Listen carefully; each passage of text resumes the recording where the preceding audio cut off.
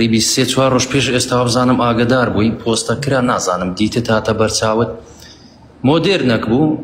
ڕێکلامەکی کرد زۆر نامەم لۆ هات بلاگەوە شتە چێوهای کردێ براکەی خۆی کردە مێردی خۆی لە بۆ پارەی ڕێکلام ئەمنیش وەک جەنابەت کە گوتت یەکەم جار ئاگداریان بکەوە کە ئەو شتەی دەیکاوە دوو جارە ئەمن ئەو ئافرەتە قیچە بێڕێزی بەرامبەر دەکەم لەبەرەوەی دەزانم یعنی هەم سۆشیال میدیا هەم لە کەردارکردنی خەڵکەکی زۆری مسلمانان دەکات. دوونێ پۆستم لەسەری کرد ئەوڕۆ برایەک حەز ناکەم ناوی بدەم هات گوتی کاک بلاک چ دەوێ گوتم نابی ڕێکلامی پێ بکەیت ڕێکلامی پێ بکەن ئیجرات دەکەم ئیجراتی منیش ئەوێ بە خۆتان دەزان سومعەی دوکانەکە و جێیەکەت نایەلم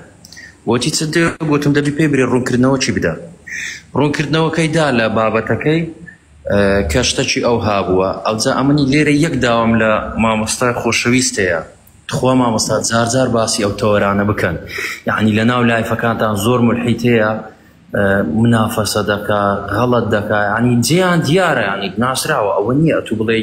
یەکێک بێت دەستمان پێی نەگا دەبا دەست پێی دەگا کابراکە دێت تا شیر بە مزگەف دەکا بە ماڵی خوای گەورە دەکا بە مسلمانی دەکا بە مامۆستای ئاینی دەکا من هەموو مامۆستایەکی ئاینی ناڵم مامۆستای ئاینی وازام جارەکەی تریش پێم گوتی مامۆستا غەڵەتیان هەیە بەڵام هەمووی نا ئێ بە لایڤکردنەوە وەکو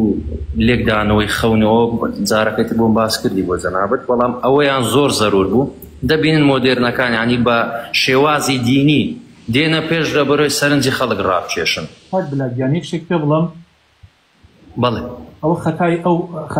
خەتای دەسەڵاتە قوربانگیان ڕێگەی بەمانەدا و سەپۆرتیانەکە برای شرینم بەخوا ئەمانە بە من ناوەستێنن بە جەنابی شت ناوەستێنرێن مامۆستا عەفو بە من ڕادەوەستن بەڵام ئەمن یەک شت هەیە لەسەر قسەی جەنابێت ئەمەن هەندێک شتم تەرک کرد برای شرین من چێ دەگەی ئێستا دەسەڵاتی سلێمانی دەسەڵاتی خۆی خستە ئیشەوە و ئەمانەی وەستان وای یانە کۆمەڵ هێنامە خەد مامۆستا نازانم ئاگدار بیانە چووکە من برینەکەیانم کرد بڵاوم کردەوە لای جەنابیشتان ئەبێت بێنە سەر خەت وە کۆمەڵی خەڵکی بێئەدەب و کۆمەڵی خەڵکەوە نامۆن بە کۆمەلگای ئێمە بە خانەوادەی کورد ئەبێ ئەمانەش لەسەر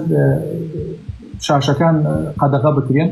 و ئەبێ بە جوان بە شێوازێکی جوان سۆشیال میدیا بەکاردێنن وەی قوربانگیان ئەمانە لێبوونەتەوە بە قسەی مامۆسای ئاینیکەن ئەوان گاڵتەیان بە عەقڵێکی تۆ دێت تۆ بە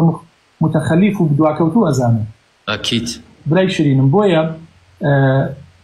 ئەمە ئەبە بەڕاستی وە ئەزانم ئەمانە لە نەسیحەت دەرچوونە ئەمانە لە نەسیحەت دەرچوونە بەڵکو ئەبێ ستۆپیان پێ بکرێت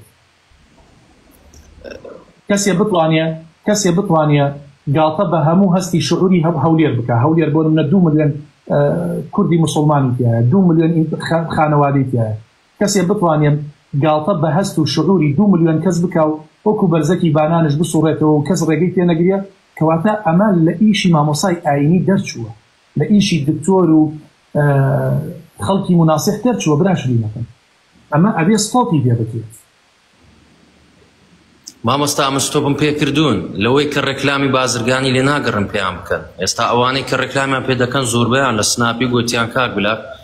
ئەتوو چ دەرێ ئەمە ڕاوەستانە گوتم نابی ڕێکلامی پێ بکەن بە هیچ نەوەک دەبی بە خۆی دابستەوە داوای لێبردن لە هەموو مسلمانانیش بکە وە کردیشی و پۆستەکەشی کردیەوە بزانم ئێستا حەز ناکەم ناوی بدەم چکە من نامێت کەس گەورە بکەم نە لە لایفی جەنابەت نە لە لایفی خۆم لایفی خۆم دەتوانم بەڵام چکەم بە تەشیرکردن لە لایفی خۆم دەکەم و داوایەکی تکەشم هەیە گەردەنم ئازا بکەی دوعاکانشت ببەشمەکە هەر ئەوەندە گەردنت ئازابی و داواکانم خوای گەورە من و ئێوەش عاقیبەت خێرکا قوربانجان بە قوربانت بوو مامۆستا سەلامەت لەسەر جەنابیشت بووە زۆر ینی تەوەرەکانم کەمتر کردیتەوە لەوەی کە پێم گوتی هەندێک گوشە بەکاردێنم بەڵام هەندێک حاڵەتی شێ دێتە سەرم ناچارم بیکەم واتە ڕەگی دار ئەگەر نەیگری ئەتوو نازانی ئەوە چ دارێ ئەمن ڕێگەکەیان زۆر جار دەبێ بگرم دەست و چاوت خۆش بێ قوربانجان خوا هەموو لایەک مۆفەق کا و تۆش بەخێر بێ کاک بلاکیان سەر چاوت خوا سەلام عەلەیکوم مامۆستا چاو قوربانجان بەخێر بێ عەلەیکوم سەلام